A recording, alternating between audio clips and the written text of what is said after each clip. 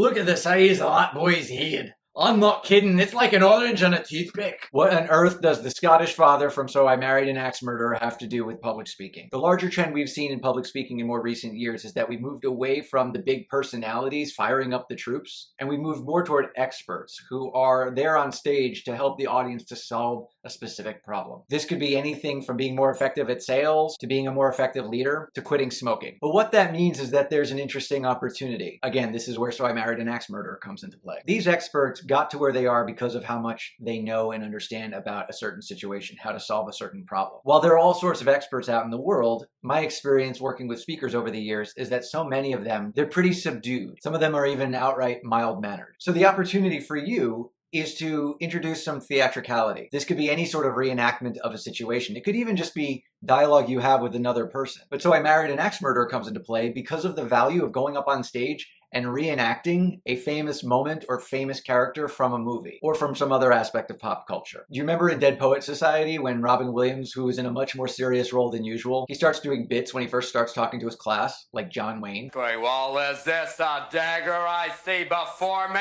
In a generally serious and purpose-driven environment, you will create so much stickiness simply by interlacing a little bit of theatricality, a little bit of choice imitation, before then moving on to more purpose-driven content. When you do it, I defy any audience member to forget it, which makes you as a speaker unforgettable. And just a few seconds here or there could really transform how you show up as a speaker. For more tips on how to transform a few seconds of your speaking, be sure to follow.